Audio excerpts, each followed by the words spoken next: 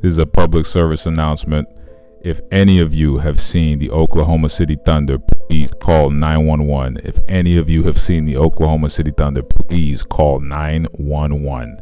Lord have mercy. Woo! Give credit to the Pacers. Did their job tonight, handled business on home court. First of all, I know that other people might like to talk about Tyrese Halliburton and how good he is. He's a great player. What the hell? Of course, a great player. But we got to stop nut riding. We got to give some credit to his teammates because he's not playing with bums. Shout out to Pascal Siakam. Shout out to Benedict Mathurin, who's out here. Man had 26, 27. He was close to 30 tonight. I think he shot 90% from the field. He's always money from the line. That saved him a lot during that Knicks series. The man is always money from the line. There's a big player who I actually want to shout out who I think was the reason that the Pacers won the game today. Mr. TJ McConnell, without his contributions of stealing the ball so many times off of inbound passes, him by himself made me wonder about the Oklahoma City Thunder and their seriousness when it comes to challenging for an NBA title. When I saw this man steal the ball, I think I counted, it was at least 4 or 5 times. 3 of them happened within one quarter. Second quarter, I believe. When TJ McConnell steals inbound passes, 4 to 5 in a game, getting 10, because just about all of them, they converted and got layups. You are not going to win the game. Those are foolish mistakes to make. Those are very costly mistakes. That's easily a 20-point swing. That's 10 points for them versus 10 points for you. I mean, Lord have mercy. When you watch the Oklahoma City Thunder play, Jalen Williams, he started to turn it around tonight. He's still loose with the ball. Somebody got to get him on that jugs machine. But in all seriousness, that man, he was definitely better today. Not as good as he should be. Chet Holmgren, this man, no disrespect, he is shooting way too many threes. I watch him and I watch Cat. I'm like, what the hell is up with these 7-footers, close to 7-footers, wanting to play like they're 6'1"? I'm like, yo, whenever Chet is in the game and it's not Miles Turner, go to the rim. Miles Turner's standing them up at the rim. Miles Turner is blocking the shot at the rim. And if he's not getting the foul call, he's not converting. But Chet needs to go to the rim more. He needs to make Miles Turner work. He needs to put him in potential foul trouble. Stop settling for these bad shots because it's not like he's hitting a high clip, from outside anyway. Shai Gilgeous-Alexander, I was saving him kind of for last when it comes to this whole critique of the Oklahoma City Thunder. Way too many turnovers tonight. He was turning the ball over. I think he had 5 or 6 turnovers easily, maybe even had 7. I don't want to say the wrong number, but it was easily 5 or 6 turnovers just from ones I saw that I can remember. Horrible decision making when it comes to not seeing the third man. They say don't pass across thirds in basketball. If you line up the court vertically, split in the thirds, you don't pass across 2/3. But the man did it a few times. Tyrese Halliburton got an easy dunk off of one. I do remember that one. Shai Gilgeous-Alexander too many times dribbling into a double team, looking very similar to what's his name last series, homeboy Jalen Brunson over there with the Knicks. Dribbling to a double team, turning out of it, getting the ball ripped or potentially getting stood up, not getting the ball out to the right man. He's not reading the rotation kind of as well as he should. Now, the Pacers did an excellent job today of denying him ball access. Nembhard, we got to shout him out. He doesn't really get too much credit. His shooting slump that he had against the Knicks, that issue is over with. I just want people to understand that is over. It's over, ladies and gentlemen. It's done. The man is hitting his shots now. On defense, the man is an absolute pest. He was up in Shai Gilgeous-Alexander's ass the whole game. Pause. No homo. He was up on him, had him put the seatbelt on him in terms of ball denial. Now, he didn't strap him down, for on-ball defense, but in terms of denying him off-ball, that man was making life hell for SGA the entire game to get to the ball. Tyrese Halliburton, he had a good game tonight.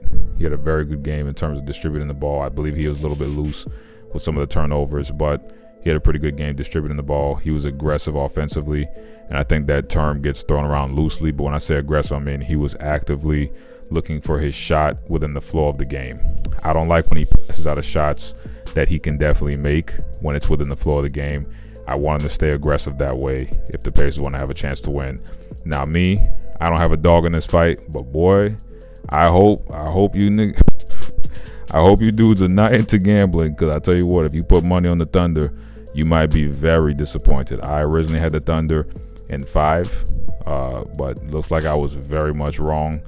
The Thunder might get taken care of really soon. If they play like they did again, it's going to be 3-1. This is a young team. I think they look very frazzled.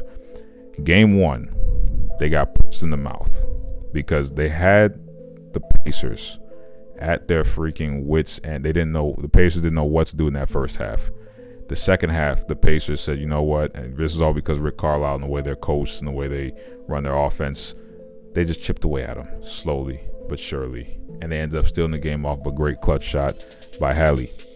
Now, Game 2, we saw what the Oklahoma City Thunder could look like if they play a closer to complete game. They really didn't play a full game in terms of start to finish, with multiple of their players like Jalen Williams having a lot of turnovers, didn't hit well from the field. It seemed like that big three from Oklahoma City, they can't all play well offensively at the same time. But overall, that team, way too many turnovers. There was a foul at the end of the game with Nesmith where it wasn't considered a flagrant one.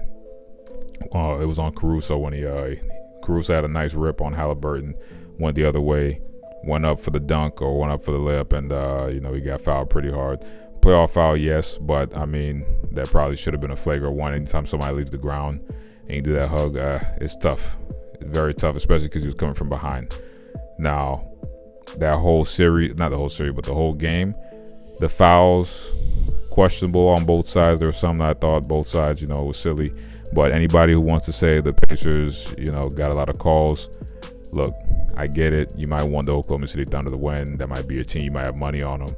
But did the Pacers get favorable ref calls when TJ McConnell was watching the guy inbound the ball and he just stole the ball?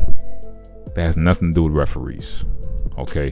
When Tyrese Halliburton is running pick and roll, and you guys don't want to get over, I say you guys, I'm talking about Thunder. You guys don't want to get over the damn screen and get in his face and run him off the line. That has nothing to do with the referees. Okay? When Jalen Williams is dribbling the ball and this man loses it 4 or 5 times in a half, a player of his caliber losing the ball like that, did the refs do that? No, they did not. So once again, this is a PSA. If any of you have seen the Oklahoma City Thunder, please return them so that the owner can have these boys make him some money, so the NBA can make some money off of an actual competitive series. Because right now the Pacers have those boys looking like they are in college and they just got introduced to the pros. Okay, they're making a lot of very silly mistakes. It's not like the Pacers are playing their best form of basketball. They did some silly things as well, but right now they're just out hustling them, and they're just not making as many dumb plays as them. And you know what? I'm here for it. If the Pacers are going to do that and get the title that way, go get it. It doesn't matter how ugly or pretty it looks. Go get that title. As long as you're not, killing nobody, putting bullets in folks, Escobar style, get the job done however you got to get it done. Now, we're going to see what happens Game 4. It's going to be very interesting. We're going to see if Oklahoma City grows up or if the Pacers are going to put them down for that 3-1 treatment. If it goes 3-1, the series is over. So all pressure is on OKC. Very curious to see what happens. Like I said before, PSA, please, somebody go check on OKC, see if those boys have any sort of pulse. Check to see if, they got that IV drip, something. Get them something. The boys need help. They need some life because they look like they got their soul snatched this game. They look like they're very defeated. After that second half, they did not look the same. All right, so shout out to the Pacers. Keep doing what you got to do. We saw everybody out there, all the old Pacers at the game. You already know what it is. We're going to be back next game. Should be Friday night. God bless. Don't matter to me, be mad at yourself.